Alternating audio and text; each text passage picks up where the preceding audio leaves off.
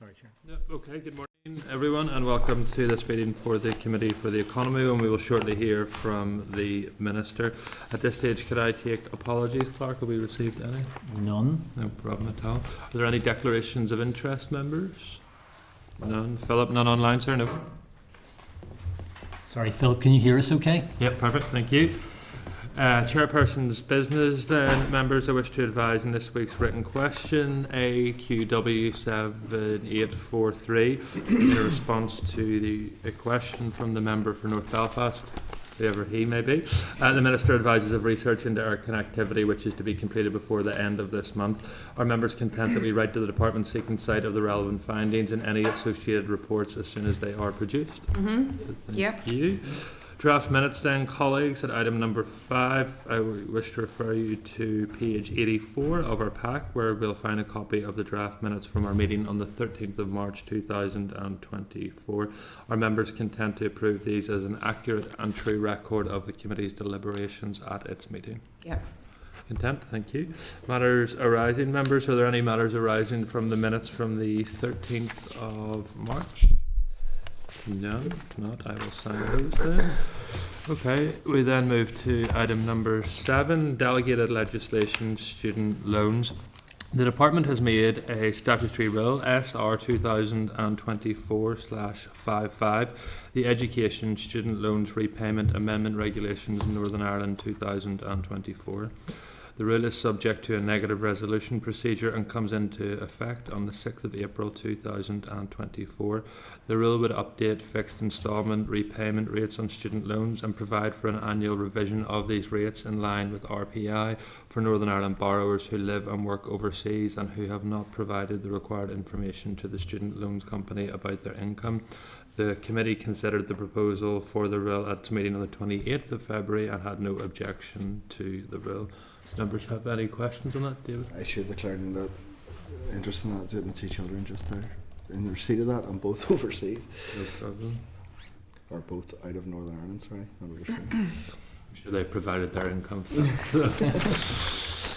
Okay, members, if there are no questions, I wish to put the following motion that the Committee for the Economy has considered SR 2024/55, the Education Student Loan Repayment Amendment Regulation Northern Ireland 2024, and subject to the ESR's report, has no objection to that rule. Are members content? Yep. Yes, they are content. Thank you. We'll move then to item number 8, which is correspondence, and I refer members to page 111, where a summary index is provided as item 8.1 in the correspondence section of the meeting pack. Item 8.2 is at page 114. Members are asked to note departmental correspondence to committee queries in respect of funding packages for the North West. The department provides a breakdown of the 152 million, indicating a go-live date of 2027 and advising that some governance arrangements are in development. The Minister is to indicate his model for delivering more HE in the North West in the coming weeks. Any members, any questions or comments on that one? If not, are we content to note that correspondence? Yep. Thank you.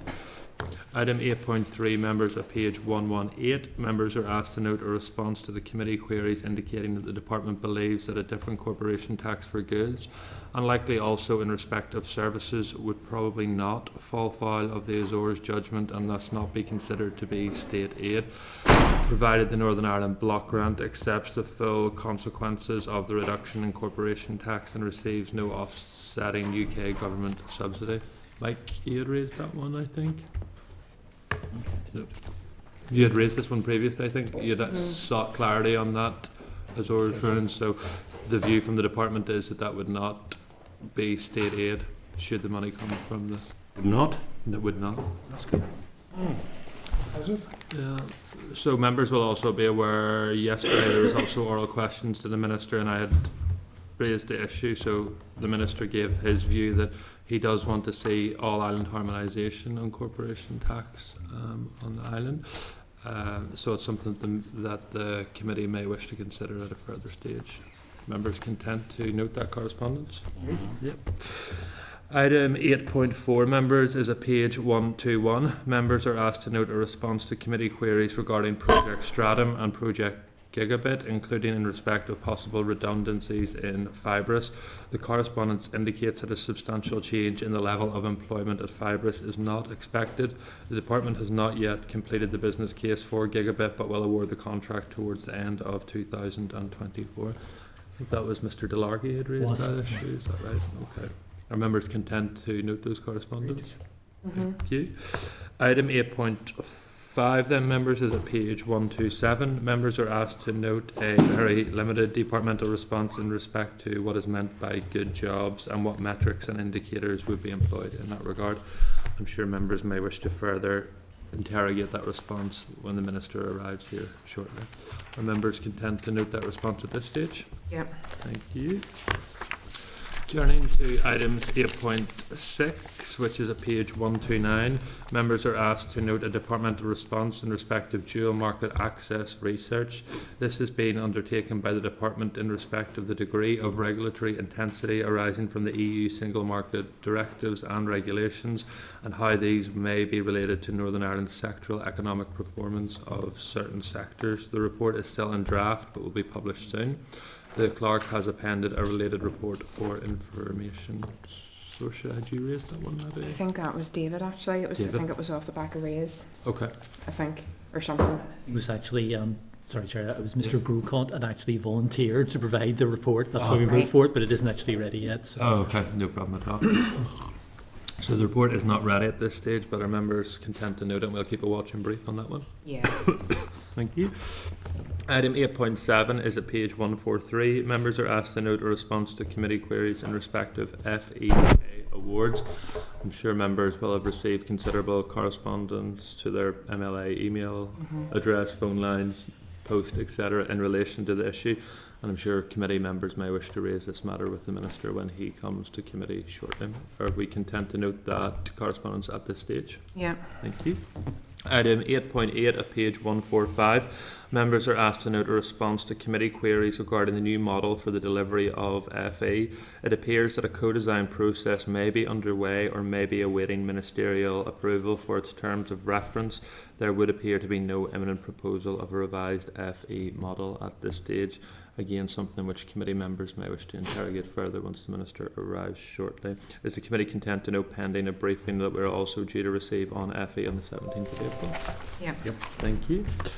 Moving to item 8.9, members, at page 147, members are asked to consider a response from the Department in respect of careers guidance. Members may wish to note that DFE is responsible for careers guidance at all phases of education and beyond, and for the career service, whereas DE is responsible for careers education in post-primary schools.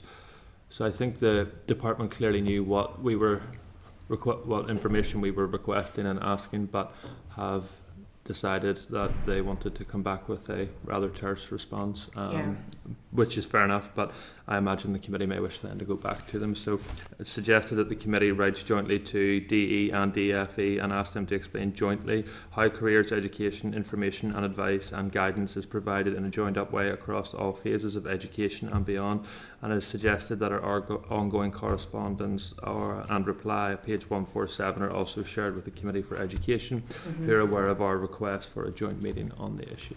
Yeah. Great. Yeah. Thank you. Moving then to items 8.10 at page 153. Members are asked to note an invitation for the chairperson to attend the Northern Ireland Apprenticeship Awards on the 27th of March 2024.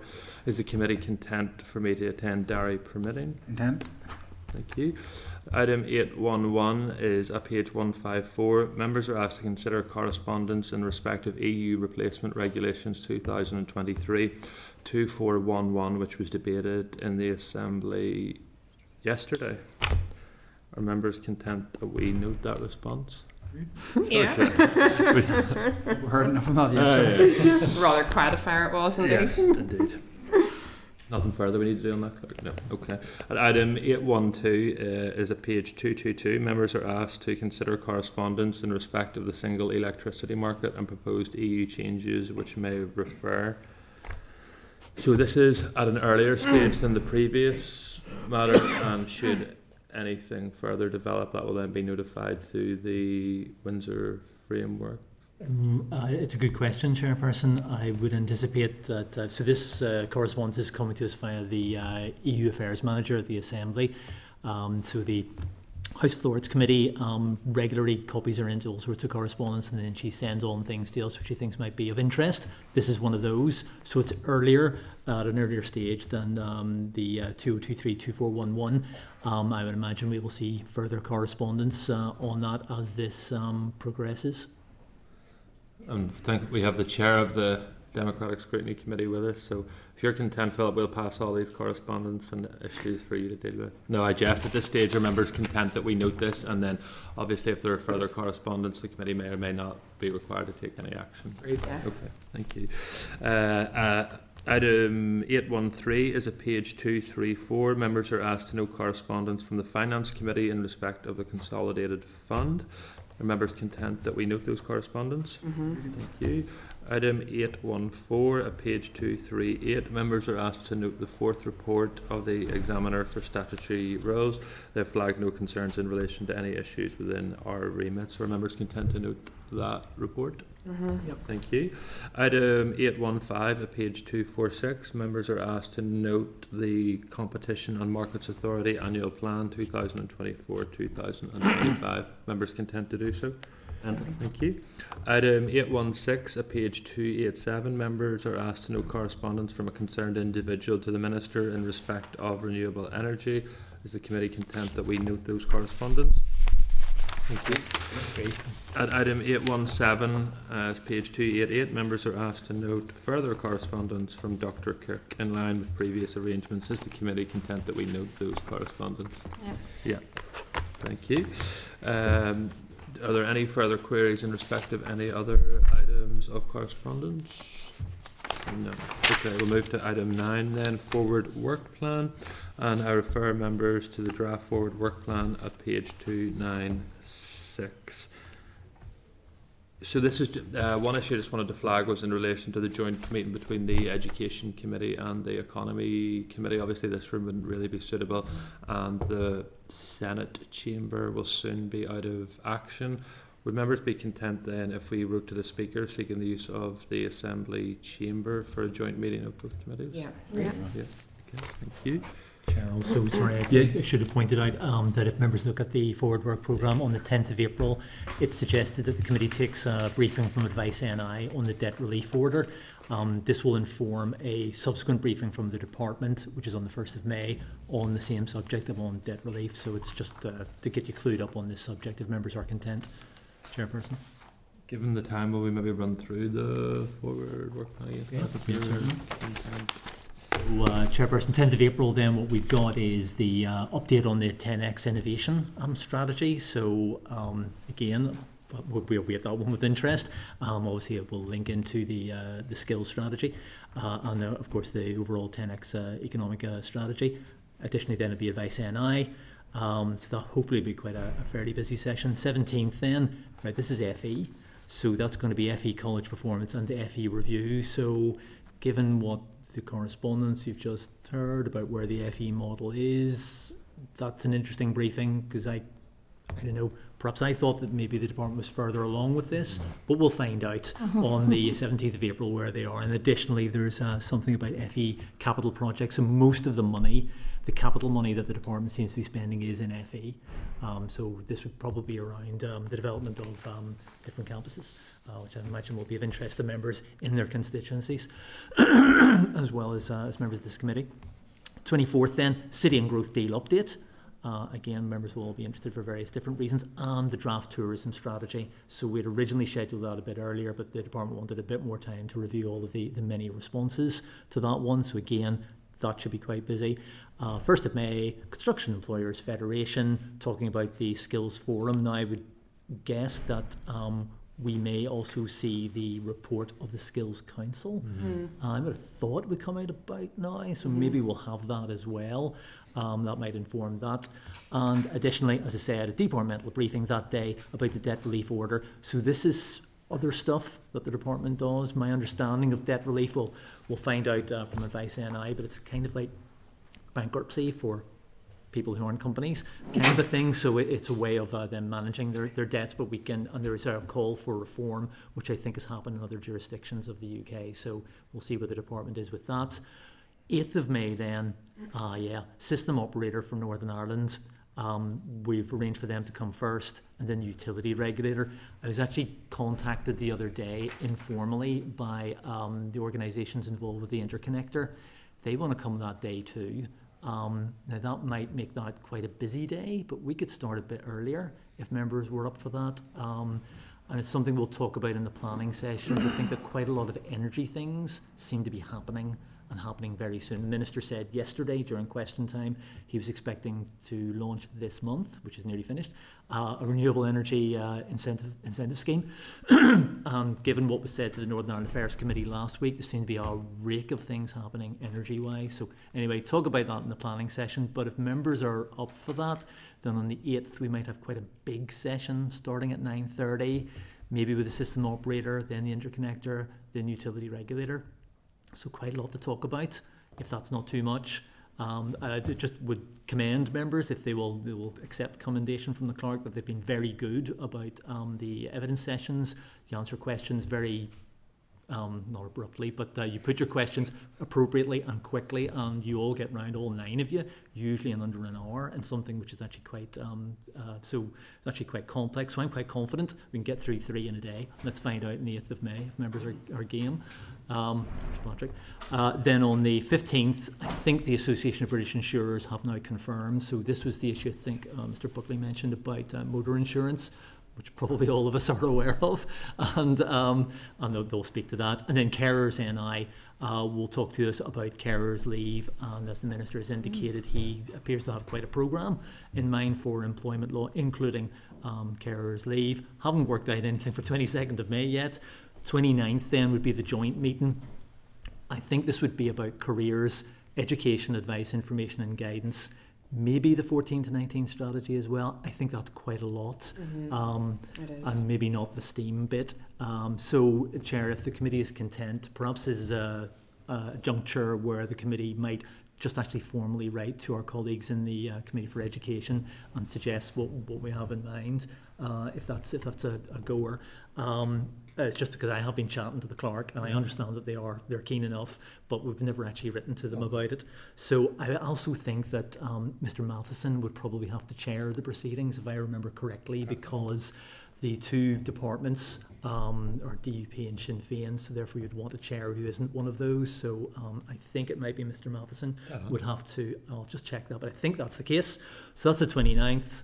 And then on the 5th, the department wants to brief on, again, this is other things that they do, which I find absolutely fascinating about insolvency and such like. So they want to come and talk to us about that and a consultation that they had some time ago. Nothing further booked until we get to the 26th, when the plan is to go to the Northwest. And I think from what members told me the last time, that we want to talk about regional imbalance. So that's the Northern and Western Regional Assembly, Northwest Strategic Growth Partnership. We also want to talk about tourism. You haven't quite worked out what we'll do there, but we'll think of something, because obviously that's a very important issue for the area. And then the members also want to talk about skills in the Northwest, the university, and also the Northwest Regional College. And we'll sort something out, as well as a programme of a couple of visits in the afternoon, conscious that members are also members of other committees, and will be I don't think there's a couple of you that are on TEO, which I think meet in the afternoon, so you may struggle with an afternoon programme. But that's basically what I've got. Yeah. Sorry, I thought it was the Minister.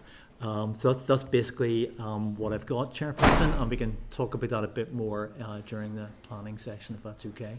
No problem at all. So do we need a formal proposal, Clerk, then, that we write now to the Mr. Matheson at the Committee for Education, yes, on the suggesting that be the 29th of May 2024?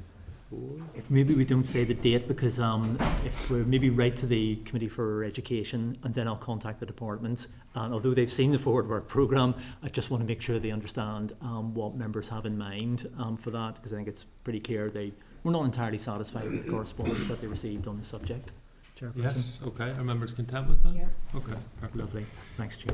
Thanks, members. And then after the ministerial briefing, we'll then obviously move into the closed discussion, in which will then shape further the forward work plan. Members want to take their ease. Yeah. Are members content then that we take our ease until the minister? Just Yes, a point sir. of note, because I will have to leave early because it's a clash today with the Assembly And the Executive Forum. review So committee. Mr. Middleton has clued us in already. So No sign of the minister yet? No.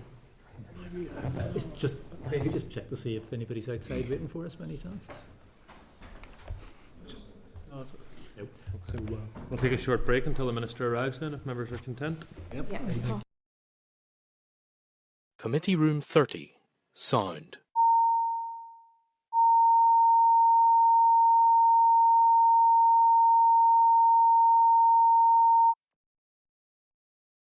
Committee Room 30. Sound.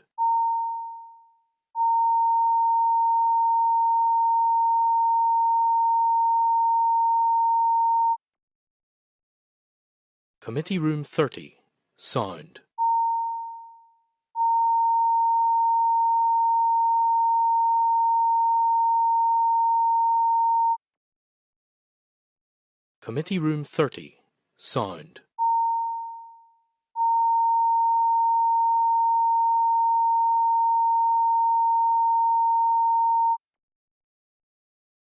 Committee Room 30. Sound.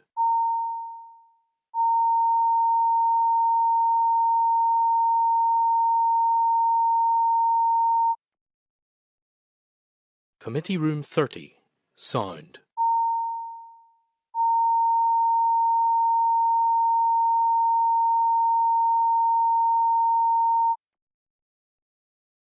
Committee Room 30. Sound. Committee Room 30. Sound.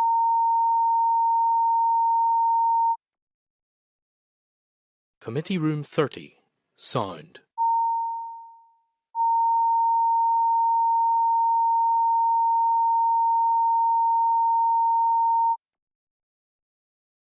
Committee Room 30. Sound.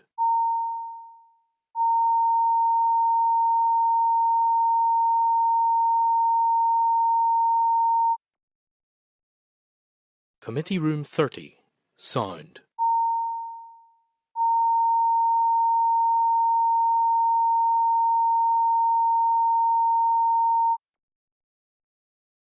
Committee Room 30. Sound.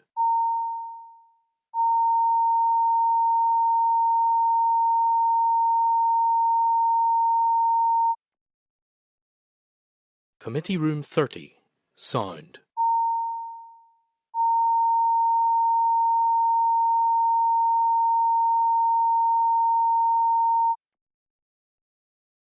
Committee Room 30. Sound.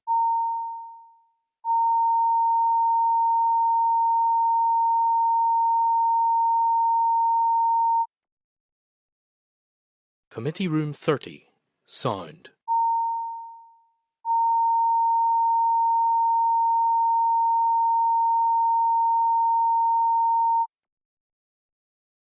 Committee Room 30.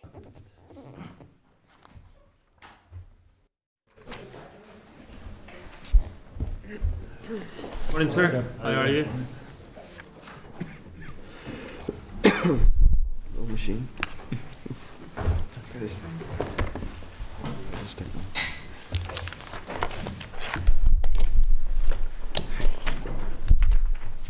Okay, colleagues, as you'll see, I'm delighted to welcome Minister Murphy to the committee here this morning. On behalf of the committee, Minister, can I firstly thank you for your courtesy and work with both myself and the Vice Chair. In any statements that you've made to the Assembly, you've always been very courteous and given us a pre-brief. So on behalf of myself and Gary, and I know the entire committee, can I thank you for that. Thank you for the work that you've done in the United States last week. We look forward to the fruits of that labour being produced very shortly. I'm sure it was a busy schedule, but important work, so thank you very much on that. I'm also delighted to welcome officials with Minister Murphy. We have Sharon, who is, apologies, my reading is terrible, but Director of Finance, and also Joanna, who is Head of Personal Management as well. So, yeah, so you're both very welcome. Minister, I know that you have another engagement at around 11, so we'll have to leave. So hopefully your opening statement will reflect that, and that I know the members may have some questions. But at this stage, I'll just hand over to you, sir, and we look forward to hearing from you. Okay, well, thank you very much, and thanks for having me in. I've sat in your seat before, so I know what it feels like from that side.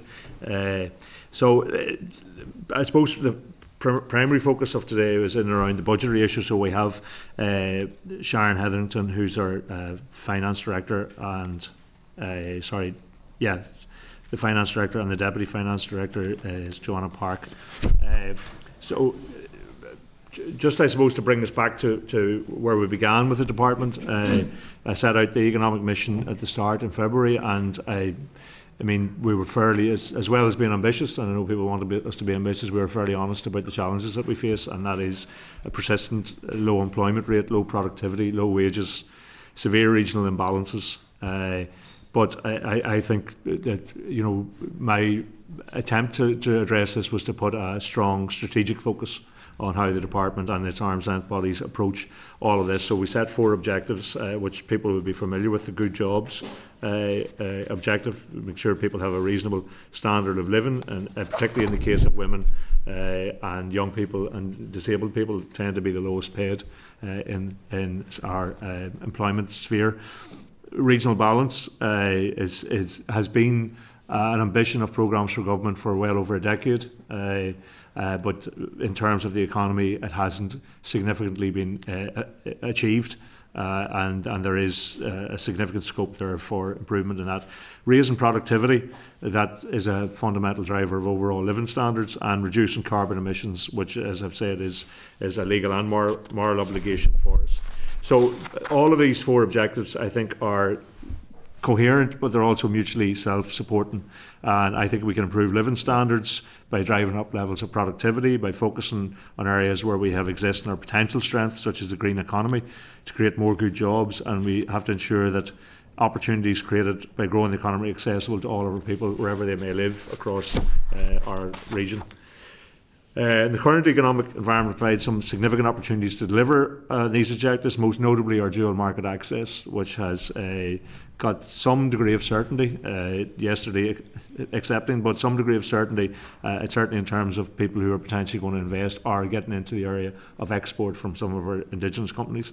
And clearly that means we can export goods to the British and the EU markets without the frictions of the paperwork that others are faced with. And it protects the all-island economy, which is a resource of immense potential that we have yet to fully realise. So to build on these opportunities, we have to prioritise our economy and invest in its future, and we must have a duty to undo the harm of the last couple of years, and particularly the Secretary of State's budgetary position, which has seen the resource scale of the department reduced by £74 million, which equates to a 9% reduction. The current baseline of the department is not adequate to enable investment in skills which we need to grow the economy. So I welcome, obviously, the additional £12 million resource and £9 million capital deal that this financial year to address pressures including public sector pay. But the funding, as you all know, was only for 1 year only. That brings us back to a cliff edge next year on this. And the executives obviously set itself a challenge and a focus on fixing the fiscal framework with the British government, which obviously would be laid out by the Finance Minister and the First and Deputy First Ministers. And sincerely hope that brings us some fruitful product, certainly that we can start to plan for next year as soon as we possibly can. So the additional fund is required above the department's baseline and beyond to enable us to repair the damage of the previous cuts and begin to maximise opportunities to grow the economy and make it accessible. So for 24-25 we've requested an additional 78 million resource and 360 million capital DEL to support economic growth and the delivery of 4 key priorities that I've outlined. But I am obviously aware of the pressures facing public finances for all of the departments, and it hasn't been helped by the failure to replace lost EU funding, which has left an £18 million gap in the department's apprenticeship programmes and their package of funding, which is insufficient to meet our ongoing needs. And obviously one of the first debates that we had as a committee was around the apprenticeship programmes, and people were very, very supportive of that, recognising, I'm sure, as you have heard, from businesses across the north as I have, that's one of the key factors that are facing getting sufficient numbers of skilled workers. So apprenticeship programs are going to be vital for that. But as I say, I understand all departments are facing significant pressures, and everybody wants to do the best they can within their own departmental remit. And the executive will have some collective priorities to try and address, such as childcare and getting a proper childcare strategy in place. But we obviously need the Department for Economy as a department which sustains growth and creates prosperity. So we need to have the basic building blocks in place to do that, and that will be around training, skills, education, apprenticeships, and that is going to be a focus. And I believe from hearing all of the committee members, I think speaking some of those debates, that is a shared focus that we have, recognising that there are pressures across all departments and acute pressures in health and education. But say if we want to try and achieve growth, if we want to take advantage of the dual market access that we have, then we need to make sure that we have sufficiently employed, skilled people available for employment, and to enable our own local businesses to grow and to get into the export markets. But also in terms of attracting foreign direct investment, we need to have people available for work. So that's just a brief overview, Chair. Very happy to take questions on that broadly, or whatever range of subjects the committee choose. As I say, we have our people particularly focused on the finance aspects and the budgetary aspects here to answer questions. That if there are broader questions or more specific questions in relation to other parts of our remit, we're very happy if we can't provide the answer today to come back to you. And of course, I'm happy to come back to the committee myself whenever requested. I'll make myself available whenever required by yourselves. Perfect. We'll do the first round on financial questions for that members may have. Sinead, you're first on my list. Do you have any in relation to finance? Or Well, I'll come back to you in relation to the wider Northwest I'm regional talking balance. about the wider Northwest, but Yeah. also the commitment in terms of money in relation to the McGee, the finance. Can you give us a breakdown just about that funding and intention? Okay, well, there are two elements to that. One is the money from the city growth deals. We have an estimate. I haven't got the exact figure of what it would take in order to expand McGee. It's not just simply a matter of opening up new courses and waiting for people to turn up or encouraging people to turn up. You have to build the infrastructure both within the university and around the university and in the city generally. And that's why there will be further announcements in relation to a broader piece in support of McGee, which hopefully will involve people in the Northwest, because the city itself needs to accommodate an expanded university in terms of its own infrastructure, accommodation, issues like that. But within we have identified a capital plan over the next number of years for McGee. Some of that will be supported through city growth deals. And then there is a business case being put together in terms of the general entry medical school, which we will work with the Department for Health on. So that is yet to be completed, but we will take a lead focus in relation to that. I've already discussed this with the Health Minister to make sure that we can get the figures together and make that clarity in terms of the onward expansion of McGee. There is, and it has been an expansion in numbers, and that's continuing to grow, which is good. But we, in order to make sure that we can accommodate the intended 10,000 figure, we have to plan ahead as to what that's going to require in capital costs. I think it's something like 360 million over a number of years in terms of capital costs through the department. That would be over a number of years. There will be, I think, as I say, if we can get a broader focus on that in terms of what the city needs to do and the region needs to do, and the linkage in with Dublin, who are very keen to invest in the educational and research elements in the Northwest generally, and the linkages between McGee and Letterkenny, then I think we can get a clearer picture of what might be available to us. So we can get the figures certainly, but some of that is to be developed in terms, particularly in terms of the general entry, graduate entry medical school.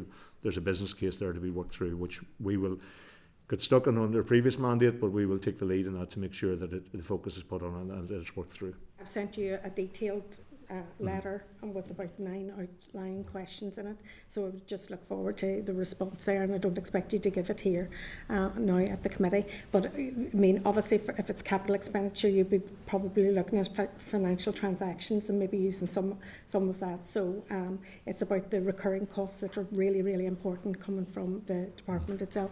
But I have broader questions. Yeah. Okay. Yeah, well, there will be capital bids. And then what we'll do is obviously examine all options to try and secure the necessary capital going ahead. But as I say, some of it will be within the scope of the department, Health department obviously have a role in terms of the medical school, but then some of it will be, I think, broader than us, and we want to make sure that everybody's on the same script in the city in terms of building the necessary surrounding infrastructure as well. David, is yours finance? No. Gary? No, it was just, I suppose, on the issue of the budget for the universities. The figure that I had was 385 million capital would be required to get to the 7,500 students. City deals and that make up, but obviously there's a significant shortfall. The bigger issue will be in terms of if we are to increase students, there's going to be significant recurring costs year on year. And for me, for years, obviously we've been campaigning for an increase in number of students, but the money clearly is not there. So how do you plan, without increasing student fees, how do you plan to fund any additional places? Well, some of that is we do fund positions for students. So had we more money, if we get the fiscal floor issue right, then all of the departments will have more baseline money. So we would have more money to support that. But we also recognise that there is a funding gap issue there in terms of not just McGee, but the universities generally. We want to work with them and we've talked to them. I don't believe that the best approach that in a situation where we've identified and agreed that we need to get more people with more skills available. We need to get more access to our further and higher education systems for people so they can upskill themselves, return to work, do all of that you actually put a financial burden on people trying to come into that, to pay their way through that. I don't think that will have the desired effect that we want, which is more people accessing those areas of education. So we have to come up with a more imaginative way of ensuring that our universities can expand, particularly focus on McGee, but that our universities generally can expand, and we find a way to resource that. Some of that will come from the public purse, but we have to work through. I've already had conversations with UU and Queen's in relation to that. They have their ideas, and we want to discuss through how we can try and support them in that. We want to see an expansion in the universities. We want to see the numbers grow. There are obviously people understand there are a number of people who leave here to go to university. Some of those will leave anyway. Some of that is people who want to go to other places for university for different experiences. But some of those are people who would prefer to stay here but can't. There isn't sufficient places for them. So that's an identifiable element of people who would be prepared to go to university here, and I think we have to find ways to try and support that and fund that. And that's going to be a challenge in the current financial climate. I'm hoping for an improved picture, that we'll have more resources available to us, but there will have to be imaginative ways of looking at things like the number of foreign students come here, the supports that businesses do give to universities. I mean, we had an announcement yesterday for Queen's. I think it was a £15 million support for students in the area of data gathering and management, and there are more innovative ways of coming in behind universities to try and provide them levels of support. So I think we need to explore all of those. Mike, is yours on the budget? On the budget, Yep. Good morning, Minister. I'm interested in the sort of return on investment with the ALBs. Yeah. Like, Intertrade getting 1%, Tourism Ireland 3%, Screen 3%. And how are you balancing that against investment in further and higher education, apprenticeships and skills, which gets the lion's share? Well, I can farm this out to my more learned advisors, but in particular in Intertrade and the two north-south bodies, Tourism Ireland, their budgets have been flatlined since 2016. So we put in a 1/3 contribution and we get a 2/3 return from Dublin in relation to that. Now, they have been supplemented over the course of the years with in-year money, but that is no way for bodies like that to plan. You can't plan tourism on an in-year basis. You plan tourism years ahead. Similarly, Intertrade, if we want to take full advantage of dual market access, that needs to be a body that is resourced to provide the levels of advice to our indigenous companies to assist them to get into that market, but also in terms of that developing all north-south trade and beyond into Europe for people then. So the return for me on those is immediately in terms of you get 2/3 back the money that you put into it, but also if we want those bodies to actually provide the function that was envisaged for them all those years ago, we can't have them in a position of flatlining for 8 years in terms of their budget, or just getting dribs and drabs of additional money over the course of the year. But maybe Sharon or Joanne can answer the broader point in terms of return on investment. Yeah, I mean, I think, whenever you look at the department's budget, around 3/4 of it is in skills and education. So, that leaves kind of the balance of the rest, and that is some of our NDPBs there. you know, I think each NDPB would probably argue, you know, they are making a contribution in that return on investment. You know, what we have had to do with our NDPBs is, like the North-South bodies, kind of try and fund them as the year goes on and you're moving money around. But, you know, as the Minister has said, you know, skills is really important in getting that right, to set the foundations for the economy. You know, so we do prioritise that. It's the most of our budget, but it hasn't been afforded that protection that, you know, education in the Department of Education has had. But we do try to put that in place ourselves. But, you know, in terms of return on investment, I suppose, you know, what we're doing as a department, the first thing you do is what's your statutory obligations? You know, and it's like you're trying to say balance invest NI with, for instance, you know, our entry level and level naught, which is really, really important. You know, that we get people that aren't in the sort of education or the workplace, that we try and bring them in at that entry level. It's just, you know, it's the department has a wide, diverse range of things that it does, and you know, I don't think you can really just say, oh well, we're trading that off against the other. You know, it's important all of those pillars are in place, and within a very defined funding envelope, we try to do that as best we can. But, you know, statutory obligations are first. They're kind of, you must deliver, and then you are trying to, I suppose, spread the jam to give everybody a bit and make sure nothing falls through the cracks and we're not creating gaps. Our economist colleagues are working on the return. I know the committee had asked for, you know, the return on investment, so they are working on that presently. I appreciate that, and I'm interested in that kind of formula of a pound in, X pounds out. But that's very narrow, because if you think, for example, what is the return on investment from Screen NI in terms of what it does for promoting Northern Ireland? That's a different measurement. Completely, and you know, return on investment in Screen, you know, it is high, but you know, again, I kind of come back to, well, on the education side, and you know, for those sort of entry level, it's really important to them, you know, that they're getting in, they're becoming part of education, they're kind of on their own pathways, and that's really important to the economy. So you know, while Screen NI, yes, you know, probably is you know, good in terms of the return on investment, it's certainly probably one of the highest we would have, but I don't think you can just look at it totally in isolation. Beyond completely. Yeah. Well, I mean, the creative arts is a growing sector, and one which we're getting an increasing reputation. Obviously, Game of Thrones enhanced all of that, but that, and I mean, the impact on the economy is significant from that sector. So, I mean, if Screen NI is doing its work in the area, it's doing its work, but it also has probably an unmeasurable impact on what is a growing economy, and one which, you know, as I say, I think that there is a significant future, and significant investment has gone into new studios and even within the university in UU. But I think that is a sector that we can really take advantage of in the years ahead, and obviously the Screen NI doing its stuff, it contributes to that. It's, as you say, I think it's difficult to put a very exact financial measurement on these things when there's a broader impact from them, which is probably less measurable. But nonetheless, there is a piece of work going on to try and do that, so the committee can have that information. For sure. Thank you, Chair. Great to have you here, Minister. We've been waiting for you, so it's great to have you here. Just in terms of the skills piece, and we had a briefing fairly early on in the committee, and I think it was one of the officials, and I had asked about the financial pressures within the department, particularly on apprenticeships, knowing that off the back of the briefings that we'd had and the intervening hiatus of the last few years, that a lot of the core funding for apprenticeships, not the sort of ancillary, but the core element of it, was comprised of EU monies. Obviously that then left. Yeah. UK SPF has not been in any shape or form, you know, like for like, in terms of finance.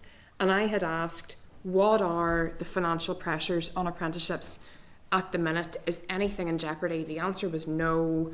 All age apprenticeships were firing on ahead. Did I pick you up correctly whenever you said in your preamble there that actually there are going to be pressures off the back of next year because you've had the 9% cut in funding? what does that look like for apprenticeships for the next year, the next financial year? Will there now be a pressure on it rather than people saying, no, everything is okay, we can manage what we have within our envelope? Will it actually be the case that in the new financial year we won't be able to? Well, I think you're right in terms of the history of where we've got to this pressure, that we had European funding which was primarily used to support that, and that has not been replaced. We had instead the Shared Prosperity Fund, which various organisations could bid in. Some of them were successful. They're also coming to the end of that, so there's no guarantees for some of those groups as to where they're going. Other groups weren't successful, so that wasn't really the way to give certainty and a kind of a more certain progression in terms of people coming in at one end of that system and trying to go out the other end. So there are pressures. We have bid for additional money, so you know, 78 million. yeah, yeah. I'm sure Joanna or Sharon can give you the figures. We have bid for additional funding. If for some reason we weren't to get that, then we would be under significant pressure. So we sincerely hope to get that. There is a recognition across the executive that growing the economy is a priority. I mean, we have identified a number of central priorities growing the economy. For us, this is a key component of growing the economy. So we would expect, you know, broad support for those bids. But if for some reason it doesn't get support in the Department of Finance, and we'll be speaking to the Finance Minister tomorrow, I think, in relation to that, if we don't get that, then yes, we are under a degree of pressure to continue those. Maybe, I don't know if Sharon or Joanne can give you the exact figures. I think, you know, to date we have been okay for apprenticeships, and that's because we've been able to manage our EU funding, and this is the last year of it. So as the Minister says, we have made a bid for apprenticeships, and that is 18 million. You know, that's what we estimate that the gap is really. And yes, SPF has come in, but it really hasn't come in to replace something like that. You know, it's for specific interventions. And as the Minister said, you know, they maybe run for a couple of years, so you're never really certain about the more long term, which apprenticeships is. It's a core, you know, programme, and it should be. And, you know, you've probably heard yourselves, employers talking about the apprenticeship levy as well. So don't get me started on that, you know, but it's kind of a reasonable question. So yes, we're sitting now going into next year. We have made a bid to DOF as part of the exercise for the 18 million. You know, I would really hope that that would be seen as a priority, because the other thing is, if we're not putting kids into apprenticeships, or adults as we now of all age, but the alternative then is, I think what we call, is it traineeships or skills for life and work, and that's more expensive to run. And if somebody would rather be in an apprenticeship, you know, with a real path to a job, you know, it strikes me as a better use of money, to be putting money to that instead of the statutory default obligation would be, you know, a more expensive programme with less of a direct pathway to a job. I suppose, just in closing, Chair, really quickly, in terms of you're saying about the pressures that DFE have in terms of skills, and we're all prioritising that, but the likes of education, for example, get much more of a hearing, given that that's a core part of their business, but it's also a core part of our business. So with that in mind, does the Minister have any plans to introduce a ring-fenced skills fund within the department that would make sure, no matter what the external pressures were, that would always be safeguarded? I mean, that's not to downgrade education. I think it's right that education gets a degree of protection and health gets a degree of protection, and almost, as Finance Minister in the last mandate, they were almost the first two things that you considered if there was additional funding. But this is, if growing the economy is a priority for the executive, then this is a key component of growing the economy. We can't grow it unless we get more people with more skills into it. Other than that, it'll stay still. And the opportunities that exist now in terms of dual market access, and our own business has been very ambitious and very innovative, and the money that's gone into that innovation and research and R&D, you know, doesn't produce then the outcome on the other side of that. So if our baselines were increased, then you could be in the space of having a ring fence protected. So if the negotiation with the British government is successful and we get the fiscal floor fixed, then I would anticipate that means a better baseline for the department, so that you can give more certainty. Because it's like, you know, if you were on the education side, as it's considered the education side, and you're saying, well, we have money for you for the next year and we're not sure beyond that, you can't put kids into school and say we don't know what's going to happen by the time you get through second or third year. So similarly with this programme, this is a 2-3 year programme for people, bringing them to another place, and you have to have that certainty. So yes, if our fiscal floor was arrangements were improved and the people recognised the level of need and we were funded, that allows all of the departments, including the Department of Economy, to have a baseline, a higher baseline from which to start. And in those circumstances, it being a priority for the department, I could see us making a very strong argument to ring fence the money going forward, so that the people providing apprenticeships and training then have that certainty. We do need to revisit the apprenticeship levy. We've been trying to do that. There's a recommendation from the Fiscal Commission that I commissioned in the last mandate to actually take that power here, and because it doesn't work for us, and we need to do something about that. And if we were going then to ask businesses for more input to apprenticeships when already apprenticeship levy not getting very much back from it, then it's a very difficult situation. Yeah, no, thank you. Patrick? Yeah, no, I think, look, my question has probably been covered, but there may be a wee bit more detail. Gary and Sinead both covered it in great detail around McGee, and I think that it's really good, because we've heard that agreement from all members of the committee that needs to be a priority. Just to suppose on that, the time we saw his point as well around the FE and HE piece as well, I think that's been really good. One of the things that we've heard locally, is about how McGee's now been given the regional and even the All-Ireland significance that maybe it didn't have previous.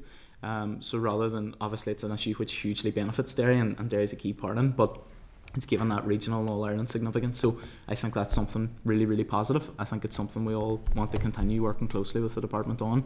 I appreciate you've already covered this in a lot of detail in response to Sinead and Gary, but just if there was any additional information. Well, the other element of that is that I've already had a conversation with Simon Harris, who's a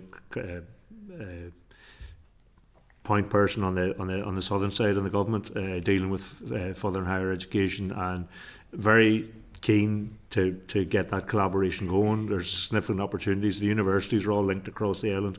Significant opportunities for shared projects, and then certainly in terms of the Shared Island Fund, very keen to invest in research development with a particular focus on the Northwest. So I have agreed. I hope to be in Dublin next week, meeting some of my counterparts down there, because there are 3 different departments I think that I link in with. We plan to go down there to get that engagement going, but we've agreed tentatively when we get the diaries aligned to go and visit the Northwest, both McGee and Letterkenny, and discuss some of the projects that could be supported up there. So that is another source of funding potentially, which would have an improvement in our services that we provide on this side of the border. So we'd be very foolish to ignore the potential of that, and there I detect a keenness on the Dublin side to try and get involved in more of that work, and we obviously want to meet them and align with them in relation to that.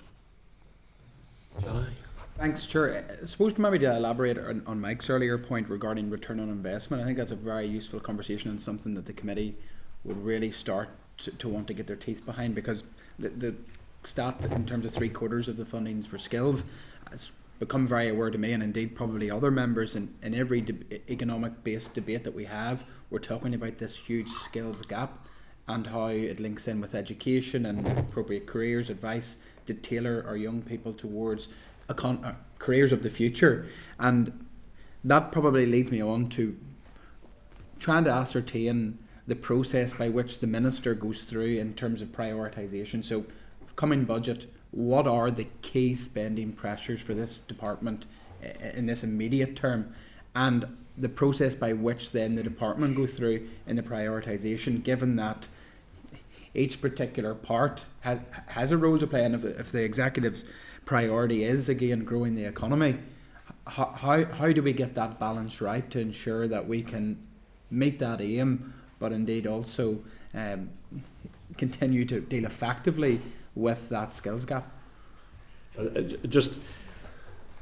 had this conversation in the chamber yesterday. There is a skills gap, but it's not a huge skills gap. I mean, the primary thing that brings a lot of people here for foreign direct investment is the skills. So we're talking about the language yesterday, about positivity and not So if we sort of put out a narrative that there's a huge skills gap, it's actually underplaying what is the key focus. And we heard that when we were in the States last week. The primary thing that brings people to here is our people and the skills that there are here and the work ethic that there is here. So I think it's important that we play that up. There is a significant number of people who are economically inactive who need assistance and upgrading of skills. There are people who are in the workforce who could do that as well, and that is a key for us to provide. We have prioritised the bids in a rank. Sharon or Joanna could take you through them. That's not an easy exercise because like trying to pick a favourite child, you know. But you're right that they all always the youngest, as I tell my mother. I only have two, so it's only a 50-50. But it's to try. You're right that they all contribute and they interlink. So it's not separate areas; they are all interwoven. And in a sense, we're because I came from the other side, the dark side, as most of the departments would say in finance. You understand that people come forward and the pressures that they're on, and they rank bids. And if you could get all your bids met, that's terrific, but it's unlikely. So you have to really try and focus down on what will have the biggest impact in terms of your overall objective. So maybe Sharon could take you through, but that's the philosophy behind it, if you like. Yeah. You know, whenever we're thinking about prioritising our bids, some nearly self-select because there might be executive commitments and things like that. So, you know, thinking about that category is really the graduate entry medical school would appear there, and previous commitments around the City of Derry Airport. There's some stuff in there, if you remember back to COVID and A-level results, where the universities have taken more students on, so that's the last year of it. Also, the Irish Open was another executive commitment, and then also bereavement leave has created a pressure for us because we have to pay for the HMRC computer system to be changed. So those ones sort of self-select, and then to go on to what we're talking about in the lack of ESF funding, you know, we have apprenticeships. And you know that's 18 million. That's a big number for us. And then what we've also seen is in that entry and level 1 programs, we have seen an increased number of participants, particularly increased participants with a disability. So that's more expensive for us to run. So we have made a bid for that. And then, as the Minister's referred to there, about restoring the ratios for our north-south bodies, so allow them to plan effectively. Then we move down, and I mean, one of the things that sort of come out of the budgets that the Secretary of State had delivered was we had to reduce funding to higher education, and we have managed that not too badly to date because of the academic year doesn't align with the department's year, so we've sort of managed that, but really we're running out of road and we would need that funding restored. And also there's things in there around the flooding support scheme, which the Minister had announced there last month, and then we also, you know, then we're moving down, and it's again expansion of McGee, and we expect there to be some money required there next year, and we move on down to a skills fund, and then we look at NI Screen, a bit like the north-south bodies, hasn't been funded sort of in year for their strategy, and also tourism NI. So that's kind of how we have prioritised them. But I think the Minister's analogy about picking your favourite child is probably very true. You know, you can kind of see there's nothing there. I don't think that you know, wouldn't be a priority for most people. Maybe unfortunately, when something's inescapable, it automatically goes to the top as well. So you know, I might have missed it, but was there any pay settlement for further? We're not allowed to bid for pay and price. That's kind of DOF had set that as. So there's a funding envelope available for pay settlement for this year, which was made available. So you aren't bidding for that for next year. You're hoping that there will be a better financial outcome for next year, and that we can work on that. But the pay, element that was identified in that funding package, that 3.2 billion or whatever it was, we had our envelope of availability within that, so it wasn't a matter of bidding for it. You touched in this briefly, Minister, about the 40 million increase in grant and aid for arm's length bodies, but also the reduction in capital spending in respect of the next wide energy programme. Was there a reason or rationale behind that? It's quite a substantial in-house sort of spending change. Is that in relation to the 22-23 outturn? 23-24. 24. Sorry, what was the question? It was in relation to the capital spending in respect of the Northern Ireland Civil Service wide energy programme. So it's quite a change in-house. Was a reduction? It looked like a reduction. Yeah. What happens with that? It's not really. This department gets allocated the funding for the civil service at the start of the year, and then our energy colleagues go through a process with other departments to work out where it's best to spend that money. And then what you then see in the spring supplementaries is really the allocation of that money out to departments. So, you know, it's really the effects of that money being used across the Northern Ireland civil service. We assess the bids, and then a technical transfer goes to the department that then is taken forward that project. Teacher. So just in relation to the budget then for this year, underspend then, Minister, obviously you've done some reallocation, from what I've managed to gather, reallocation to the flooding support scheme and then student hardship funding. So do you think that there won't be very much underspend then in the budget this year? The flood and support scheme, I think, was a central. What happened was that the Secretary of State allowed 15 million capital to be reallocated to resource, so it wasn't any additional money. I think that came centrally. That wasn't out of the department. That was not out of so the underspend then from the department, maybe Sharon or Joanna could pick up. We are expecting to more or less spend the money that we have. I think at the minute we are forecasting an underspend of around 500,000, so that's very small in relation to the size of the budget. We may not want it even to be that small because you're always conscious, you know, there may be audit adjustments that come through.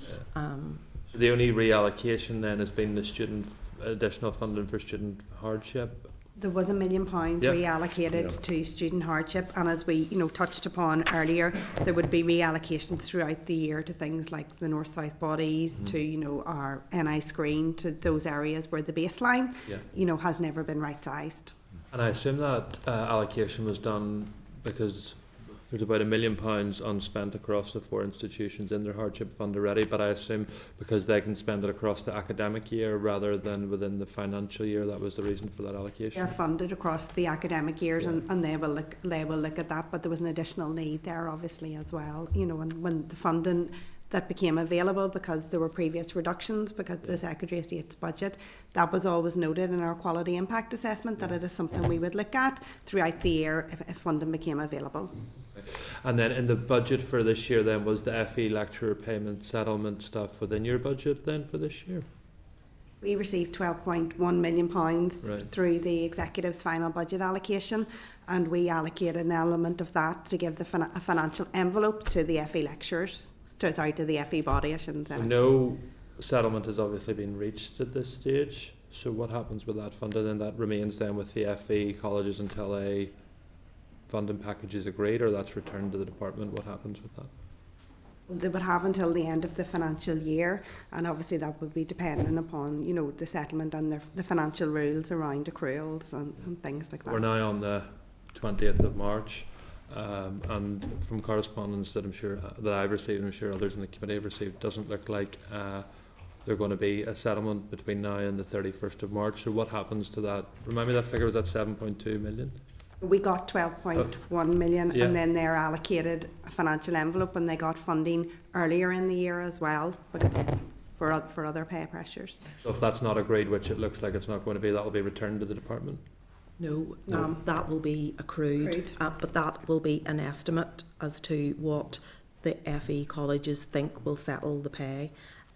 So that money will be accrued, and therefore what that means is booked into this year. So I suppose it's sitting there and allow the negotiations to continue.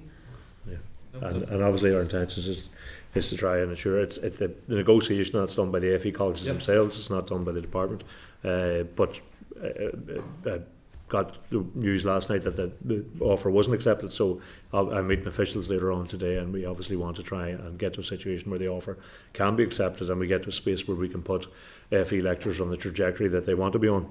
But within the context of this year and the amount of time we had and the limit and the budget and the 1 year allocation, then it was to try and get something which allowed people to move on and then get them on the right trajectory from there on in. But it's understandable given the experience, particularly all public sectors have been through, workers have been through, that there is scepticism and a degree of anger out there about how they've been treated. So we get that very much, but we hope to be able to get to a space where we can get an agreement and get moving in the right direction then with FE lecturers. Perfect. And then, Minister, if you don't mind, just a few broader questions. So, economic vision you've set out. Question that I know a lot of people ask, so how are we going to define a good job? I know you've appointed your critical friends or independent experts, but if we're trying to sum up a good job in a few sentences, how do you think? Well, I think I had this exchange with Soraya yesterday. It's not pay is obviously a significant factor in a good job, but there are a number of other areas that have already been identified, and there's been research done both in Britain and in the South in relation to this, and research here as well. What we want to do is try and take all of those elements, and that's what we asked Lisa Wilson to do, is to try and take all of that and redefine it, if you like, in something which is more applicable to here. So pay is a key element. That the demands in work aren't excessive. It provides employment security, offers opportunities for career development and advancement, affords discretion over how work is organised, provides social support from management co-workers as well as union representation, permits participation in organisational decision making, and it's safe to undertake, and provides work-life balance. So those are all identified as contributory factors, and there are a lot of very good elements in there. What we have asked Lisa Wilson to do is to take those up-to-date kind of research from across these islands in relation to that and try and improve that so that we get that definition. That in turn then informs Invest NI the type of jobs they're trying to attract and support from within here, so that we don't get there has been perhaps over the years a focus on just getting jobs, and quite a lot of them have not been good jobs. They haven't had that security, they haven't had decent pay. We've almost... Ones would you say weren't good? Sorry? Which of those jobs that Invest NI have attracted would you say weren't good? Well, it's very difficult because some of them are still here to start to identify and say those aren't good jobs. But there are jobs which have less security, have poorer pay, have less, better terms and conditions for the employees, less input into their work organisation themselves. So they don't meet that definition basically in a lot of markets. So I think if we Invest NI and a lot of agencies who attract investment or support business development support have discretion on how to offer the advancement and the incentivisation for that. They do so aligned to their own economic policy. So if we have an agreed economic policy which is about good jobs, which is about productivity, which is about reasonable balance, then we're quite within our rights, as many other agencies do, to align the incentivisation that we do towards that end. I don't think that's been properly aligned in the past. So the focus, understandably at the time, those high levels of unemployment was trying to get jobs, any jobs, but we now are in a space where we have a high level of employment, not necessarily a high level of economic activity, and certainly we still have the persistent problems of low productivity and imbalance regionally. So the incentivisation of Invest to support people, or the department generally, should be aligned to that focus of good jobs and the other measures that I have outlined. Do you think to be able to do that you'll require legislation? No, I don't believe so. I think Invest have offered tailored packages of support. The question is now how they factor in, and they're in agreement with this, by the way, because that's they know that other agencies do this. How they incentivise people is not just simply to come here or not just simply to grow their business, but how they align with that, and particularly in line with green growth as well, because that's going to be a particular area that we need to get into, and that we have great opportunities in, because we have a manufacturing base here and a skills base here that aligns itself to that, and technology and innovation that all align themselves to that. So it's not just simply a matter of trying to shift the dial in that direction, but actually doing things which will be in the broader benefit to the growth of the economy here as well. Just in relation to Invest, you may have seen the comments from the new chief executive who was before the committee a few weeks ago, and in response to Mr. Buckley, believed that the lowering of corporation tax would be an important tool in the arsenal for Invest NI here. Minister, you yesterday said that you, maybe I'm misquoting you, that you aspired to see an all-island harmonisation of corporation tax here on the island, but said that in your view it was unaffordable at this stage. Well, just wondering, how uh, much do you believe that the reduction in corporation tax to the level of the Republic would cost the Northern Ireland Block Grant? Well, the context in which it was originally discussed was harmonisation, because people talked about the competitive rate that was down. I think it was 12.5% at that stage in the south. This is back in 2014, I think, when this discussion happened, and it was in that context to align the corporation tax so that the offering wasn't. But I think there was a question whether we wanted to, if they had the power and the resource, would you go below that? I don't necessarily think that's the way to do that, because you get into a competition in that particular area rather than using funds that you have available to support growth and apprenticeships and all of that. Those areas, I think, are a more important contributory factor. At the time of that, now this is back in those figures, so that's obviously changed. So something like 600 million, perhaps even 800 million, and that was an upfront reduction of the block grant, and that was considered not affordable then. It's very less affordable now, because we've had such a significant reduction in the block grant over the period of time in between. So I don't know what the up-to-date figures are. If you moved, I'm sure that calculation could be done. If you move the rate in Britain now to align with the rate here from our perspective with the rate in the south, then what that cost would be. I just think, we're at it's my view, and I think I remember previous economy ministers saying that she had the same view, that in the current context that wasn't affordable. It's also not as I said yesterday, the silver bullet. When we spoke to people in the United States, they looked at the workforce, they looked at the dual market access, the level of education and skills we already had here. These were the big attractive factors. The people that we have working here were big attractive factors for people. We actually heard testimony, I think Mike was in the room, from two guys who had taken their companies over here and set up, and none of it was around corporation tax, it was around the people. And what we now have is more people having the opportunity to be in that space of providing effective work and making a good living for themselves in doing that. So yeah, there probably is a figure for it. If you got into a situation where we had a better fiscal framework and the Treasury perhaps weren't in that space where they were looking at upfront payments, then that negotiation may well open up again. But for me, it's not the priority, because I don't think it's affordable, and it's not the number one issue that people discuss in terms of course, all businesses would like a reduction in the tax debate. That's the nature of business, whether it's local or international. But for me, it's not the thing, the big attraction. The other thing is that even in the south, there's a progressive reduction in the payment of corporation tax. So we are largely an SME economy. So that doesn't mean that our SMEs would get that benefit of that reduction. It would actually be the larger companies that would get the full benefit of such a reduction, whereas 90% of our employment is provided by small and medium enterprises who wouldn't necessarily see that benefit. Conscious of your time, Minister, so lots more questions, but I will be considerate to my colleagues. I'm going to bring in those who haven't spoken on the previous one first. So David, you first of all.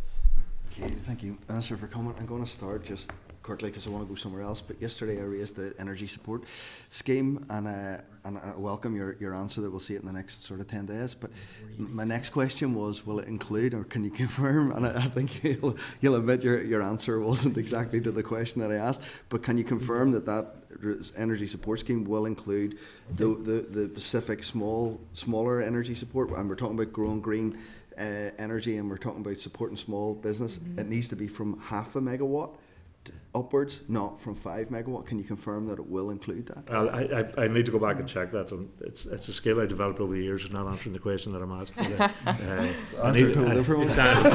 We noticed. I do need to go back and check. I mean, there is that level of support for micro generation, which to me doesn't have a logic unless you allow the level of the input to reduce down to support that. But I will check that, and I'll ask the people in the energy side to come back to you with a direct answer. No bother. I'm going on to other things then. So Invest in I, it says when we read through the pack that it needs to be reformed, and I've asked you around that, but it also said about it needs to be repurposed. Can the Minister outline what he has done so far to bring a collaboration between the IDA and Invest in I? It does need to be repurposed, and there's a recognition of them, and that wasn't just my view, and it was the view of a lot of elected representatives, but it was the view of the report that Sir Michael Lyons did into Invest in I, which was very critical of how it's done its business, and I think that there's an acceptance of Invest in I. I'm actually meeting them after we finish here to talk through. There's an event with them, but we're also talking through the implementation of that report, and some of that is stronger linkages with the IDA. There are linkages already with the IDA and Enterprise Ireland, and I think those are fruitful and beneficial in terms of growing the economy here. So take any of the politics out of it, I think those are fruitful engagements, and IDA has had a lot more success in attracting inward investment, but also in creating regional balance, and the Enterprise Ireland is similarly. And Kieran Donoghue comes from that background, so he's already somebody who understands now both organisations, or all organisations on the island. There is a fund that's been put forward out of the Shared Island, which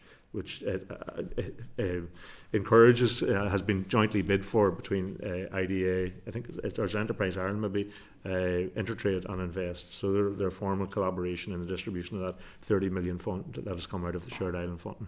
But there are benefits there in terms of shared experience. So when I'm going to Dublin next week, I'm meeting Enterprise Ireland, and I know that there's a strong view in Invest that they want more collaboration there, because when you go to places like the United States, and you're talking to investors, it's, you know, this idea that you're in competition with each other. You know, there are something like 10,000 agencies out there from different countries making the same pitch. Mm-hmm. You know, the idea that we go out there and compete with each other doesn't and never has made any sense to me. And there is a willingness, I think, across organisations to collaborate and get a greater benefit collectively for all of us, and that's in all of our interests. So I think the philosophy of that has changed, because in some sense people did have the idea that you had to compete with them, and I don't think it was ever an equal competition anyway, but I think that there is now an understanding and acceptance, and I'm told there are specific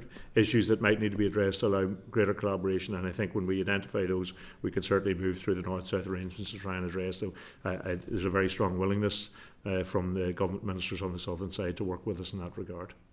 Yes, that's the point I wanted to pick up. It's one thing to talk about stuff, and this is the kind of frustration. It was frustrating the argument yesterday, or the discussion yesterday. We have a window of opportunity here. Yeah. We have a window, and it's a short window, and we don't have time to be talking around and do. It's ministerial direction that's needed. Yeah. So is there ministerial direction? Whenever I've spoken to the partners in the south, or government people in the south, it's them that need to direct the IDA as well, if there's that collaboration and partnership to happen. If we are to see that and leave the political ideology, everybody just wants better here. Mm-hmm. So if we're to do that, that needs ministerial direction. So what efforts have been done from yourself, from our ministry here, to the ministers in the south to try and bring this and bring that partnership and code? Yeah, well, I don't think I need to issue a direction to Invest. I think Invest is really in that space. Side. Yeah, no, and I've been told in my early conversations that there might be a few administrative hurdles. Nothing showstoppers that I'm told, and we've agreed that we will get down to work very early in collaboration. That hasn't happened. No, well, the North-South Ministerial Council first plenary hasn't happened yet. It's to happen on the 8th of April, I'm told. That's the date that we identified for it. So we need to get that out of the way first, then we can get down to the sectoral meetings and engagement. But we can also do department-to-department collaboration. So I'm meeting the departments in Dublin next week. I think it's this day week in Dublin, and we'll have those discussions in relation, so we can prepare for the North-South arrangements when they happen under the sectoral meetings. That if there are technical issues that we need resolved, we do that quickly. This is the point.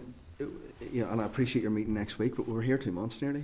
Yeah. This needed to happen weeks ago.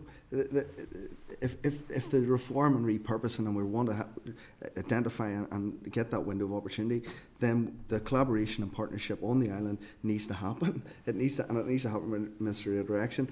You know, sitting managing to go, this is happening next, you know, whenever this meeting happens or that happens, it needs to be a priority, an absolute priority of yourself and the department to grow that. You know, you've got an overheating of Dublin, and you've seen, like, what is there any talk of what the overheating of the economy in Dublin, of that been brought, or what can be brought north to relieve some of that in the south, but also enhance and grow our economy here?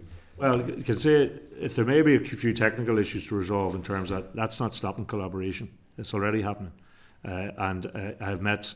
But it's talk unless it's directed. I know, but I mean, it is happening. There is willingness, and it's been happening. There's been a stronger degree of collaboration, even in the absence of the last 2 years in the executive, has already been ongoing. Senior civil service have been talking to senior civil service in Dublin, and the agencies have been collaborating and working together. That's why they end up with a joint bid for the Shared Island Fund. To get £30 million, which is going to be used to generate more entrepreneurship, more women into entrepreneurial work. So that collaboration is already happening. If there are one or two issues that prevent further collaboration, we will resolve those as quickly as we can. The formal north-south arrangements are quite structured like that, but that doesn't stop department-to-department collaboration and cooperation, which we've already begun. Because I've already been engaged with all of the ministers on the southern side. I met Minister Coveney in the very first week at Intertrade Ireland, and we talked through a range of these issues and our shared desire to get down to working very quickly together and to develop that. And they, as well as us, are excited by the prospect of that dual access, and a lot of companies in the south. So while we were talking obviously primarily to companies in the United States last week, but what that looks like, there's a significant interest from Europe as well about access to the British markets through our arrangements here. So there is work to be done, and we will get down to it very quickly, but that's already happening. It just will work at a higher level of speed and with greater ministerial involvement from here on in. And I'm going to move on because the Minister has to leave shortly, and there's some people that haven't spoken yet either, David. Philip McGuigan. You look Thank you, Chair. Philip, your connection's not great. Losing a bit, I think. I'm having a few technical difficulties here with sound and no, they're not aligned. I've turned off my video there, so hopefully that maybe helps things. That's good now, sir. Go ahead. So, I mean, just picking up in terms of the All-Ireland cooperation, obviously it's vitally important that there is cooperation with regard to the economy. You did say you're going down next week to Dublin, and that your department kind of covers three sectors and three ministers in the south. I'm just going to pick up on the fact that we had renewable NI here last week. A lengthy conversation in terms of our potential and some of the difficulties. I mean, the startling figure that they said was that 3.5 billion of investment into renewables has happened here in the last number of years on this island, but only 100 million of that is in the north.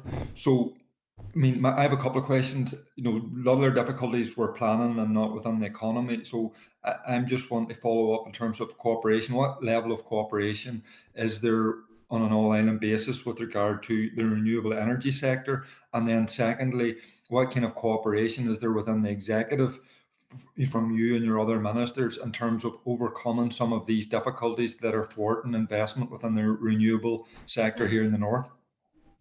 Well, to take the second one first, Philip, when the executive parties met over the course of last summer and through the autumn in anticipation of an executive coming back, they identified a number of priorities, and one of them was planning reform. I think it was not only identified, but it was costed. There's a recognition that the planning system is too slow. It's bottlenecked in terms of decision making, and also that there were issues with the Planning Appeals Commission that need to be fixed. So it was identified as an executive priority, and obviously the Infrastructure Minister will be taking the lead in relation to that, but it was a clear sense from across all of the four parties that were entitled to make up the executive that was something they collectively wanted to address. So just as childcare has been a priority, growing the economy has been a priority, health and education transformation, planning, fixing the planning system has been a priority as well. So I expect to see some developments on that soon, and we'll continue to collaborate with John and the Infrastructure Department, because clearly that is regularly identified as an issue in terms of development, and obviously there's investment required in some of our infrastructure to support planning approvals as well, because we have a lot of catch-up work to do in terms of water and sewage infrastructure to support development. In relation to the collaboration, you're correct. There are 3 different departments that we collaborate with. The Catherine Martin's department in terms of tourism, Simon Harris in terms of further and higher education, and Simon Coveney, who I met, and Neil Richmond, who works in that department as well, who I met in terms of the broader economic piece, including energy. And I think you're correct in identifying that there is, one of the big challenges to businesses over the last couple of years has been energy security. And the cost of energy has gone through the roof, and that's affected all of our businesses, from chip shops right up to manufacturing, have been done. So the idea of being able to have our own energy security on this island, where we have a single electricity market, and experience the same natural conditions that would allow us to have renewable energy, then is a no-brainer. And there is, from those who are in that renewable sector, a very strong view that we could get from being self-sufficient in renewable energy to a point where we become net exporters of energy, and that's where interconnectivity across to Britain and into Europe then becomes a critical factor as well. So there are very strong impetus in the drive for that. It's recognised that it's an all-island drive in relation to that. There is clearly, as you have identified, an imbalance in terms of the investment there, and that's something that we will intend to bring up with the energy side in our own department, but also on that All-Ireland ministerial front as well, to try and get that moving very quickly, because that's having a real today impact in terms of people's ability to do business, to stay in business, is this idea of energy security. We've all seen it from Ukraine war situation started, then just that huge increase. The reliance on fossil fuel energy from other parts of the world is a very unsafe way to meet our own energy needs and to have certainty of supply, but also certainty of cost attached to supply. So having a self-sufficient approach across the island is the logical way to go forward, and I think we'll see a much greater drive in that in the time ahead.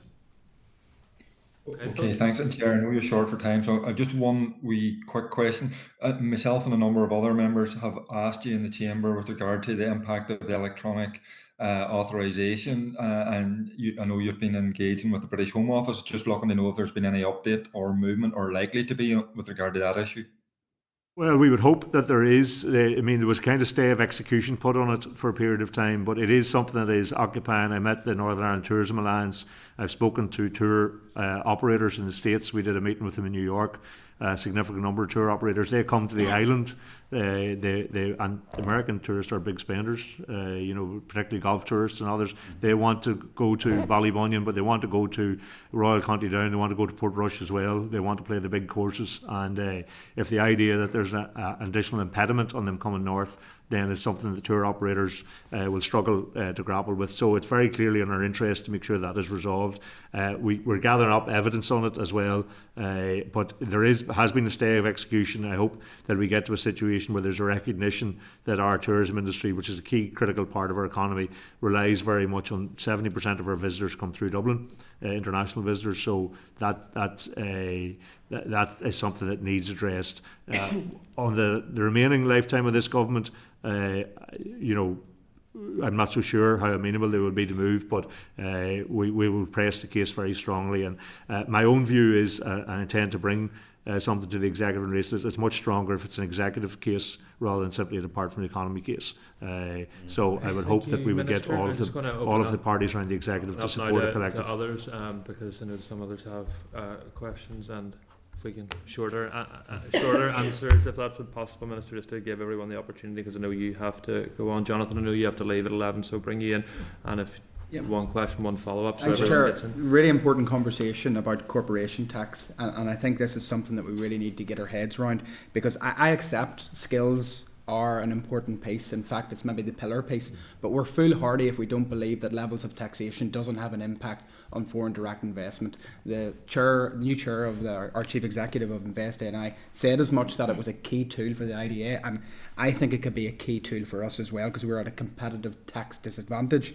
There's been some useful suggestions from third-party organisations, so really just I want a commitment if possible. It's all about the funding, it's all about how it's paid for in the beginning, and I get that. Useful suggestions out there. So has the Minister had any conversations with his executive colleagues about how that potentially could be funded? Have you conversations with Treasury? And if not, will you commit to doing both? Well, I commissioned a report when I was in finance, which actually identified corporation tax, and it was probably the most up-to-date piece of work that's been done a couple of years ago. And I would commend the finance minister to bring that report back to an executive, and there's a whole range of taxation issues on it. That in turn would open up, if the executive were minded to do that, because we couldn't get full executive buy-in to look at all of that. If the executive were minded to do that opens up an executive negotiation with Treasury in relation to a range of matters. I happen to think if we had more fiscal levers here, then it would be beneficial to us, a broad range of fiscal levers that we could tailor particular returns on those to supporting our own priorities and our own objectives. And corporation tax was in there. The way it's been presented by Treasury, I think it's unaffordable. If that changes, then you're into a different discussion. But the way that they have presented over the last 10 years, for me, renders it unaffordable. That wasn't just my view, it was a view of other executive colleagues. So I think there's a broader discussion to be had with Treasury in relation to a range of fiscal levers, including corporation tax. And I think that's where the executive should try to get to. As Economy Minister, will you engage directly with Treasury on the issue of corporation as Economy tax? Minister, I can't engage directly with Treasury. With your executive colleagues on this particular issue? Well, the Finance Minister engages with Treasury. But and you can bring it to the executive, this particular conversation. Well, I actually brought a Fiscal Commission report to the executive, which in corporation tax was included. And I do think that there are a range of fiscal levers that we should examine how we could use in the time ahead, and we should collectively go to Treasury and bring those issues to them. That there wasn't support around the executive for that, and some of your own colleagues didn't support the idea of more fiscal levers. So I know the Minister wants to broaden this out. I want to be just very specific, and it's not a political point. On the issue of corporation tax, which we know could have an impact on foreign direct investment, would the Minister endeavour to put this on the agenda, to have the discussion, so that we can get to the debate about how it is funded? That's a very genuine point. I know, I get that. But it's, as I said, I see it as one of the issues which is used to attract investment. You have to recognise, as I say, there are other issues which involve small and medium taxation issues, including VAT rates on certain items, excise duties on fuels, which involve small and medium enterprises, which employs 90% of the people that work here. So there are a range of issues, taxation and other issues, which affect businesses. I'm very happy to look at all of those. I think the context for that is the Fiscal Commission report, which was produced in the last mandate, which said here are a range of measures, and that was done by very, very expert people. Here are a range of measures which the executive should consider negotiating and opening up a discussion with Treasury on. If corporation tax was one of those, I'm very happy for that to be done. But there are a whole range of measures, and the discussion on ETA was one of them, that we need the government in London to address in order to try and sustain growth in our economy. The very first one is to have more money to do what we need to do to try and provide that level of support. Mr. Nesbitt. I thought last week in Washington was exceptional because of the hope, expectation, focus on Northern Ireland rather than the Republic. And the economic event that Joe Kennedy organised, where the two Americans spoke about why they'd invested in Northern Ireland, I thought was exceptional because it was nothing to do with Irish-American or Scots-Irish sentimentality. No. And how do you build on that? Because those messages, to me at least, were new and really vibrant. Well, I was saying, I mean, that was recorded by Bloomberg, that discussion, and there were two companies that hadn't any Irish-American, and in fairness, one of them had been cold called by InvestNI and came here. The guy who told the story about the suit came here and have created 160 jobs here and are more than happy here, would see themselves expanding here in the future. So I think they're a testament, because we'll all be expected to go and sell, maybe brush over all the problems we have, but sell, put the best face on. And in fairness, I think you're correct. Everybody who's out there from all parties did a good job in that regard. But these guys are guys who don't have any skin in the game and kind of the attachment to here. And they just said from a straightforward business point of view what attracted them and how they found it. I was actually chatted to one of them outside, and he says, we were asked to point out some of the difficulties we had. He says, we didn't have any difficulties, so we had none to point out. So we've asked them to capture that, and they have already looked to Bloomberg to secure that piece of footage of them, and I think we would use that going forward to try and present other companies. I think I agree with you. In my view, that was the strongest presentation that we could have had in terms of supporting what we have to offer here. I think we should invite those gentlemen to this committee. Well, I'm sure if they're over, they will talk to you. I think that they're coming over. Certainly the Affleck people, I think, are coming over in the not too distant future. Yeah. Yep, Chair. Investment zones. Any more detail from the Chancellor, or any engagement you've had in terms of detail? No, it's and we are working away on this with them. I mean, I had this experience in finance as a finance minister and trying to get information out, with the whole area of free ports and all of that, and it was like trying to draw blood from a stone to try and get information out of Treasury as to how it looked and what shape it would take. So we are trying to get information on the idea of investment zones, what to prioritise, because a lot of that is dictated by Treasury themselves, what areas, and try and align that with some of our own priorities, both regionally but also in terms of areas like green growth. So the full shape hasn't been put on it yet, but we are trying to make sure and match the 4 priorities I put into an argument around what investment zones would look like and see can we get the most benefit out of them. Okay, and then Saoirse and Sinead both have one question each, because I think the department officials are keen to get you out of here, Minister. But next time you're back, Zona's blocks. next time you're out, Minister, we did move our committee meeting forward, so we can accommodate you. We'll start at 8 a.m. if it's easier for you. Saoirse. Absolutely, thank you, Chair. Minister, I could not have you here and not ask about careers advice and skills and what we do to improve this. I really hope this is the mandate where we can crack this nut. We have had so much done on this area already. I mean, if I just give a very, very brief run through, 2013 inquiry into careers education, 16-19 framework, 2022 independent review of careers guidance, the independent review of education. This really needs to be the time where we get this right, and I know we're going to be doing hopefully a joint meeting between education and economy. I know you've been chatting with Paul. I know Paul in his capacity as education minister is very keen, but we do not have any time to spare on this issue at all. So could there please even be a soft guarantee that by the end of this mandate we're in a position to be looking to whether that's maybe doesn't have to be legislative change, but certainly a place where we can actually see positive action and outcomes. Yeah, no, absolutely, and we both agreed that, I mean, the career service is provided by the department, the actual delivery of that is provided in the schools. Yeah.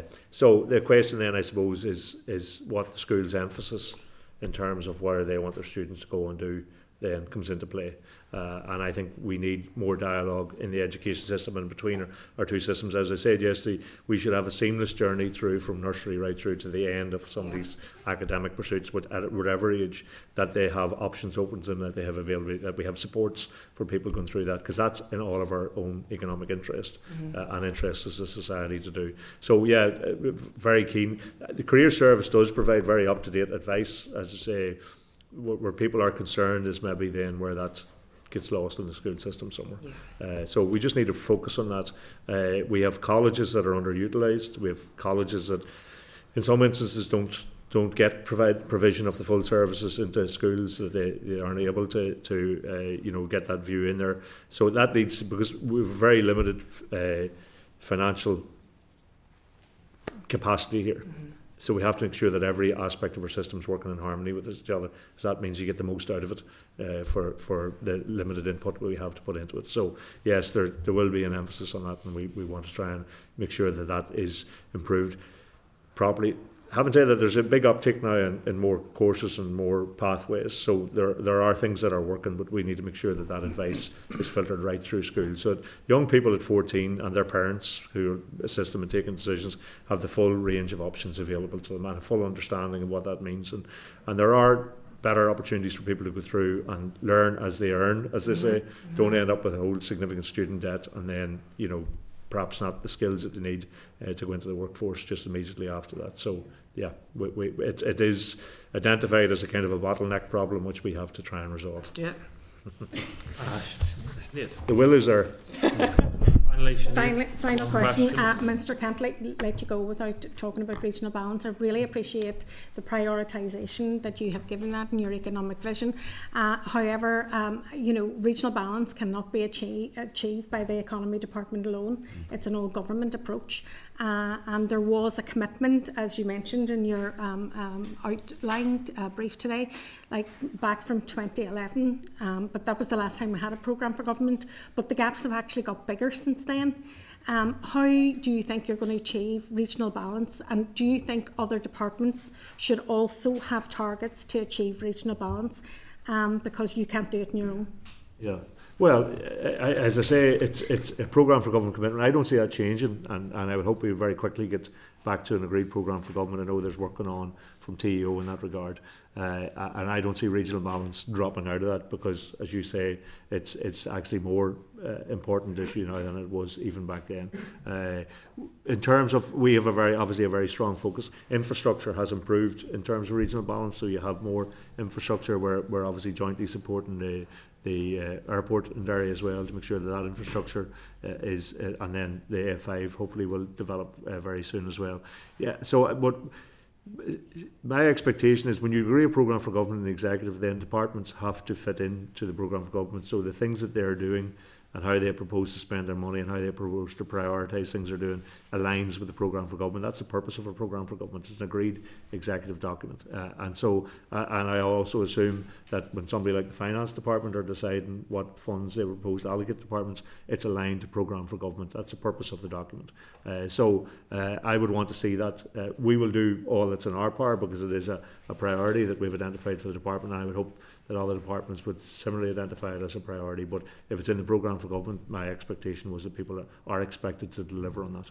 Minister, you know, we haven't had a programme for government since 2011, so and these gaps have got larger.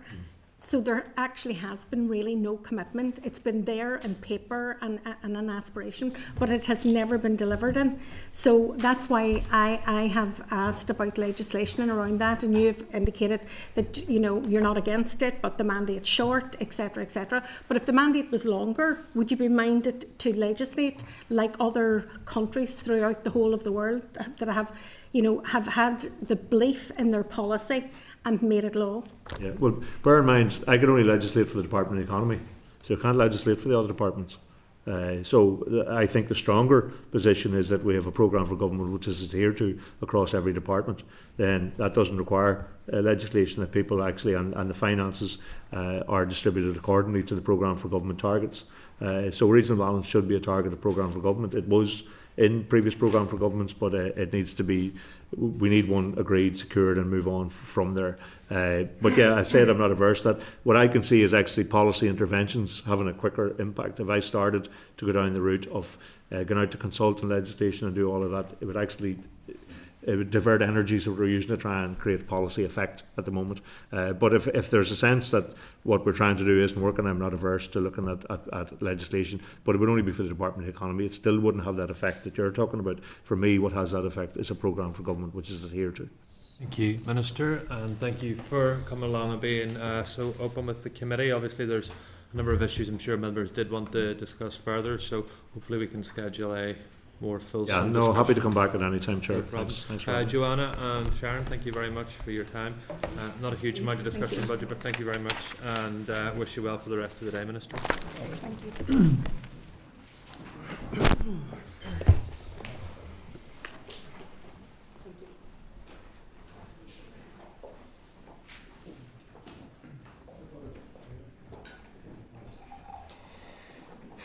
Okay, just from my perspective, first of all, members, I don't think that the time in which the Minister was able to make available to us was in any way satisfactory. I think members were rushed and not able to cover a broad topic. I had the Finance Minister at the Finance Committee last week, and she spent over 2 hours engaging with members, and in fairness to Clark, made clear to the department that yes, budget issues, but also wanted to have a wider discussion. And sorry that I had to curtail speakers, but I did want to ensure that everyone managed to get some topics covered. But I think we do need to have a more fulsome discussion with the Minister at a further date.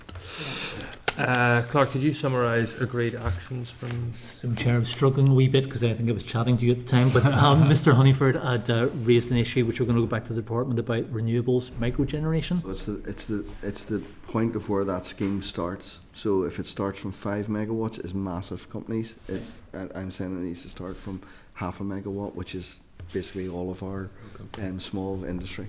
So we're asking for the department to clarify what their plans would be. Yeah, the scheme coming forward in the next, whatever it is, 10 days, he said, it starts at the lower amount. Okay. Chairperson Committee also contend, just to write on the question Mr Buckley asked about the 40 million grant and aid. So what this is 23-24. there's this line. It's page. Oh, is it page? Oh, now I've done it.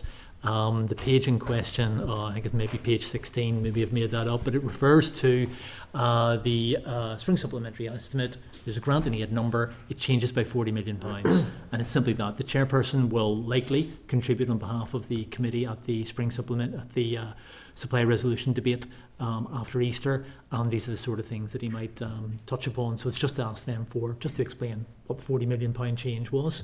And additionally also just to ask about the NICS energy schemes, because I'm not sure the department completely answered that. That again was a slippage of about 15 million, which seemed to be, if I've understood it correctly, this is like renewable energy efficiency schemes, which the civil service is doing. They seemed, the rest of the civil service didn't seem to have spent 15 million, and yet officials seemed to have previously said there wasn't the money for renewable schemes, and yet they didn't spend money which they had. So question about that, if members are content. Yeah. Also, Chairperson, because the member did ask about careers guidance, there was a review of careers guidance. You can find that on the internet. It's not quite clear from the department's website what the status of that is. Has it been adopted or has it not? No, that's whenever I had read through the litany, so starting from 2013, the inquiry, then the 16 to 19 framework, then 2022 independent review of careers guidance, and then obviously the independent review of education, which is not massively focused on our purposes but slightly related. So it would be good just to get an update as to where the status of that is. But I also appreciate, Clerk, that we will do the joint meeting as well, but it would be good just to maybe get sight of that before. That is agreed, Chair. And then the committee, I think, wants to invite, who are we inviting, might I ask? The two gentlemen's name. The guy with the story about the code. Leave that with me. I'm on it. If you'll come back, I'll write them a lovely letter if you just tell me who they are. Yes. What about you invite us to them? Okay. In terms of writing, could I also suggest that we do write to the department and express our collective frustration that the Minister wasn't able to give us a full session? Note that he said he would come back, quote unquote, anytime. And as we have a blank on the 22nd of May, should we suggest that is the appropriate day to return? Go for it.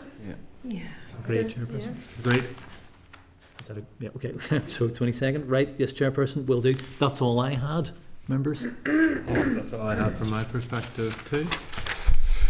Okay, we then... AOB. Yeah, is there any other relevant business for the committee before we moved into closed session?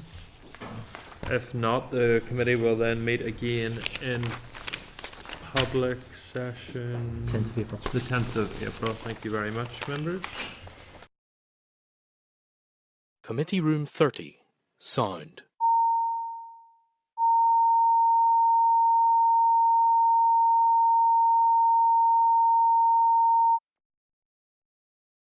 Committee Room 30, sound.